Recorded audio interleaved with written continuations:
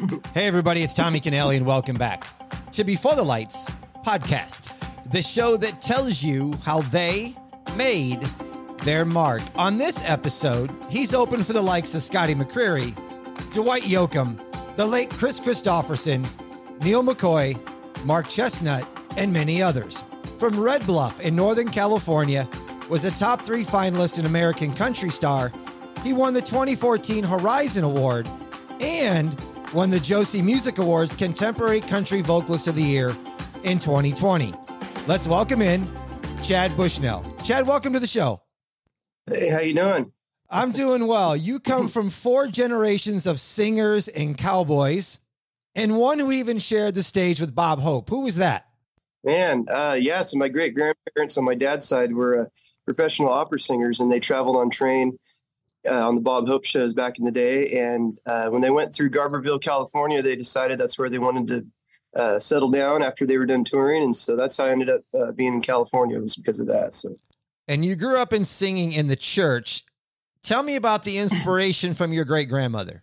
Yeah, she played piano in church my whole upbringing, and about age 4 or 5, she let me start coming and strum along with her, and just things went from there. And of course, my dad and mom, we always went to cowboy church along with that. And so I grew up singing in cowboy church and at, regular church with my grandma. So. Well, let's go here, because I'm sure there's some people out there that may not know what cowboy church is. So if you would give us an explanation of what cowboy church is. Well, man, a lot of times cowboy churches, they do them in places like the auction yard or somewhere that's more Western rather than a regular church. And I know that there's one in Red Bluff, California, my hometown, and they designed it. And, they sing cowboy songs. It kind of gets some more of the rancher type people, and they'll feel a little bit more comfortable in at home. And, they sing cowboy songs, Christian cowboy songs, and things are it's just like a normal church service with a little cowboy influence, I guess. So it's fair to say that your Christian country roots run deep. Yeah. There you go. Thank you. Before singing, you competed in rodeo and steer wrestling and team roping. How long did you do that? Well, about 4 years or so, and still team rope once in a while. The steer wrestling, that's limited time in that event. It's a little hard on the body. So I with my music career, I sort of gave up the steer wrestling a little bit. I still team rope, and my sister's big involved in the rodeo world. So the family's more into the rodeo as well, not just you. Yeah. My parents are both rodeo athletes. And so. Do you still work with the ranchers? I understand your parents do that as well. Do you still work with them? Yeah. I still, I'm, mostly playing shows these days, but when I'm home, I still shoot horses a little bit and, do all that kind of stuff, build fence and whatever. It's definitely easier to sing and play than it is to do that. I'm sure it is. Along those lines, tell me about you being an accomplished farrier that you take care of hoof care. I understand this is a difficult job, or is it a difficult job? Yeah, it's one of those things. It's, it's a skill, because you can go to school. School's only 2 months, if that, but it takes 4 or 5 years to become an accomplished farrier. My dad is a professional farrier, and I grew up just working with him. I was under hundreds and hundreds of horses before he let me go out on my own. And just, it takes a lot of practice, a lot of being around it. And is it true, the words that I've heard, that when you're doing this job, the odor, it can be quite strong? Is that true? Yeah, especially if there's infections in the hooves, obviously horse poop, and you get used to it though. I guess I grew up around it, so it doesn't, my wife first met me, and we got married and moved in, and she's like, wow, what's that smell? I don't think it was different to her, but I was just like, I don't know, So where do you find time to write then? Man, just kind of whenever, wherever I always, sometimes my main songs are on the airplane, when I'm traveling places. I feel like I can just really relax on a 3 or 4 hour flight. And for some reason, I'm able to write. I write at home. So if I have a day off, I'll go sit out there on the porch and write. Of course, when I'm in Nashville, I get to write with guys like Dave Gibson, Corey Lee Barker, and some big writers. And so I always feel like I'm learning a lot from those guys. Tell me about this single and where it came from. What Would Jesus Do? Which was the #1 Christian country in the charts in December of 2018. How did this single come about? Where did the whole thing? Tell me about it. Man, so I got the opportunity. I won a contest, and I got to fly to Nashville, and I landed a co-write with Corey Lee Barker, who's the guy he writes a lot. It helps me write a lot of my Christian stuff. And, you know, so this is my first time. I was nervous, and it was on the plane ride. I said, man, I need to come up with an idea. So when I show up, I don't just, you know, look like an idiot and don't have an idea. So this kid walked by with a "What Would Jesus Do" bracelet on. I was like, oh, wow, I remember those from when I was a kid. And so I said, there we go. What would Jesus do? That was the title. And so I went in the writing room with Corey. I said, hey, I want to write "What Would Jesus Do?" And we just started going for it. And that's how it came about. So. Did the other two number one singles, "That Ain't My Church" and "Thank God," come after that then, or before that? After that. Yeah. And I didn't write "That Ain't My Church." That was because "What Would Jesus Do" came out, and all of a sudden the radio stations were hitting me up like, dude, we want your follow-up single. Where is it? I'm going, that's a good question. And I was back home, and there was a time crunch. So, you know, I messaged Corey and I just said, hey man, I need a follow-up single. So he sent me that. "That Ain't My Church" did well. And then "Thank God," I actually presented the idea to the writing team, and we sat down and wrote "Thank God." And so, Chad, what's it mean to you that you were named the number one inspirational country showdown and winning the new artist of the year in 2019? Man, it was awesome. You know, a big shout out to Lisa Daggs for all her help in my Christian part. You know, Lisa's big in the Christian country world. She was kind of my guide when I was starting, and she told me about all this stuff, being a member of ICMA, Inspirational Country Music Association. And so my first year, I ended up landing New Artist of the Year. Man, I was stoked. Anytime I win an award, it's just like, wow, you know, I think it's cool no matter what. So. Must tell you that you're doing something right and in the right field where you're supposed to be then. Well, thank you. Thank you. Yes. Your LP, "Whiskey to Work." The titles and the lyrics in some of these songs can put you back a little bit. Was that done intentionally? Are you more of a storyteller in your writing? Yeah. So, I kind of do both. "Whiskey to Work," actually, we decided that's something because, I do play, how do I say this? I'm Christian country, and I love performing those songs, but most places I perform are places where, there is alcohol, people want to dance and have a good time. So like "Whiskey to Work" really was like, whoa, people was getting some attention when I was going to put that out. I was singing it a little before, and people were like, whoa, "Whiskey to Work." And it's kind of tongue in cheek, and decided to put it out, and it's been my most streamed song. So. Do you have, or do people refer to you to have a little bit of a Texas twang in your sound? Cause I get that listening to your music. Yeah. Influences, Casey Donahue, Aaron Watson, some of the biggest Texas Red Dirt guy, Cody Johnson. So I tend to have a little bit of influence from them and try to.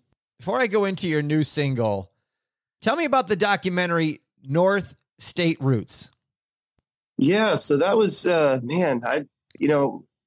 we get those we only get those channels at the house. My wife and I decided that we don't do Dish or Direct TV. And so when we got married 5 years ago, I became a big fan of watching the local channel, PBS. And I happened to know the guy that was involved with the Reading branch, which covers a lot of area, the PBS there. And so one day I had the idea, and I hit him up and said, hey, what would you guys think about doing a documentary on my life, from living here and what I've got to do and all this stuff. And they were all about it. So we had to have a lot of meetings to get this done, a lot of different interviews and things to go into, but it was great. We actually got to have a show party for it at the studio, and we showed it, invited people, had dinner, and it was an overall great experience. And it's mostly aired over in California, but we're actually trying to get it to air in Nashville currently. So is that the only place listeners can do it? Can they watch it from your website by chance, or no? Yeah, they can actually go on YouTube, look up Chad Bushnell, North State Roots. They can watch it on there. But hopefully in this next year or two, I'm going to get it on the Nashville channel. That is a goal. So. All right, listeners, I'll find the link to YouTube and put it in the show notes where you can go there and watch it. I'll also put a link to his website, chadbushnell.com, and his social media. I'll put a link to his Instagram, which is the same, Chad Bushnell Music, but he's found on all the social media websites, but I'll put those links in the show notes for you people. You can just go right there. You don't have to search it. I'll take care of that for you. Chad, tell me about your new single, "Imperfect Prayer." Yeah. That was when I was in the writing room, that was a little bit more Corey's idea. Actually, we were kind of, we get in there and we start talking about whatever's going on. And, I feel like that's something that people need to hear right now, cause a lot of people I think are, I don't know, I don't get into politics, but are a little bit, stressed out right now, I guess. And so I try to put out songs like "Thank God," "Imperfect Prayer" that, kind of maybe soothe people and kind of maybe bring them closer to the Lord. So that's, that's really why I put this song out. I had 5 choices and I was playing them on the way and I said, no, this is the one I got to put out right now. And so that's why I put this song out. So. How have you evolved as an artist and as a singer, performer, the whole gamut and circle of being in music since your 2016 single, What They Ain't Telling Us? Well, man, it's always tough because I toggle back and forth between the kind of the country rock thing, like Eric Church. I'm a huge fan of Eric Church, Aaron Watson. I guess those two are a little different, but they're a little more on the country rock edge, rock, red dirt. Then I really have the Bakersfield roots, and when I get on stage, like for some reason, Dwight Yoakam is just that's my hero. And so no matter what style I'm kind of singing or what I'm doing at a show, I always feel like I always revert back to the Bakersfield kind of thing, And so there's a lot of that at my show. And I've kind of been reverting back to that in my live shows. I mean, we've been throwing in a lot of Dwight Yoakam shows. I've even been writing stuff that's kind of more Bakersfield type sound, still a little bit of that rock influence, but it's still country, And so I guess as a performer, I've kind of been going back to that a little bit. Because people like it too. I mean, some of the best responses I get are when I get up there and do Dwight Yoakam, Elvis Presley, and stuff that's energetic, and so that's what I like to do at my shows. All right, what's your next single coming out? And we're working on that right now. I got to write a song with Brian White. I was hoping to get it out before Christmas. We'll see. It might end up pushing it to the beginning of the year.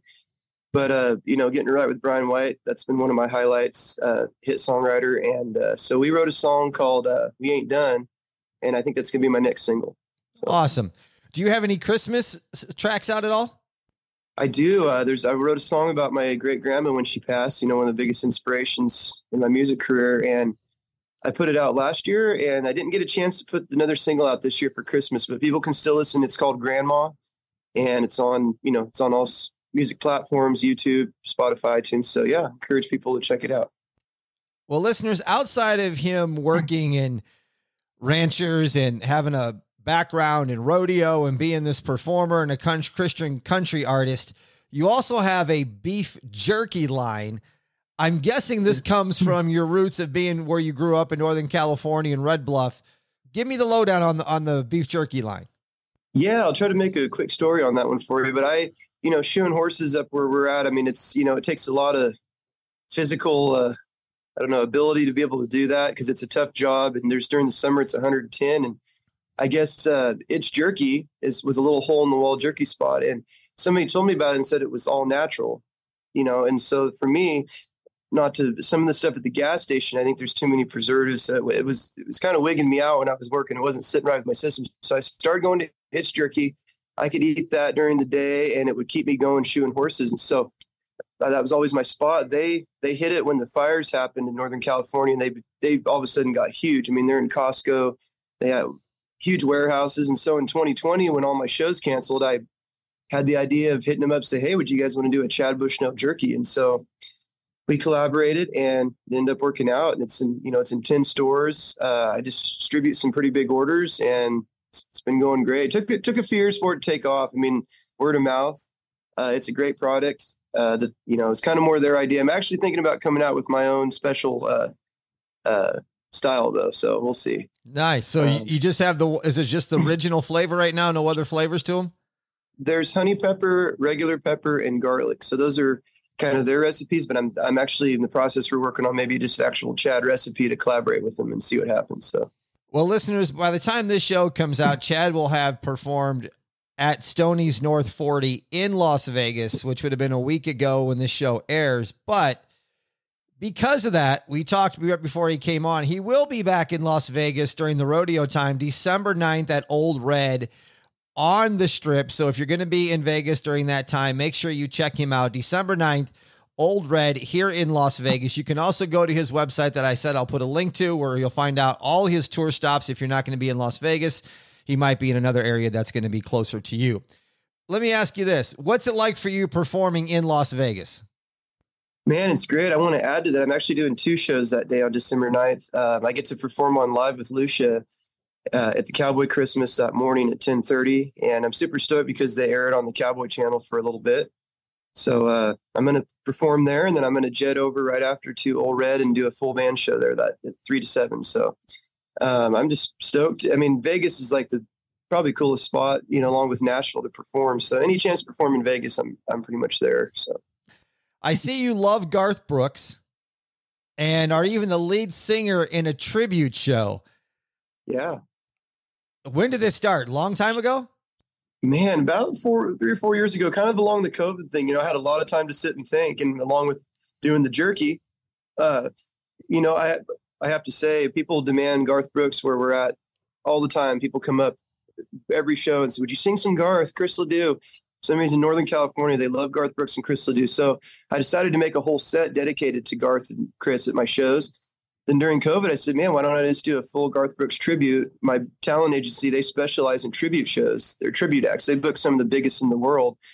So I hit them up. I said, guys, if I could put together a Garth Brooks tribute act, could you book it? And they said, if you can nail it and you think you can do it, we could definitely book you. So I got to work, and it's been successful. We probably do about 6 to 8 a year, and the rest are my own shows. But I mean, I honestly love it. I wasn't ever sure about doing a tribute show. I'm like, I want to do my own thing, but man, every time I do a Garth Brooks tribute, I honestly love it and crave it. So it's great. Have you met Garth? Nope. I've never even been to a Garth show. Really? I know his daughter, Allie Colleen. No, I just watched him on YouTube a lot and kind of studied him, basically.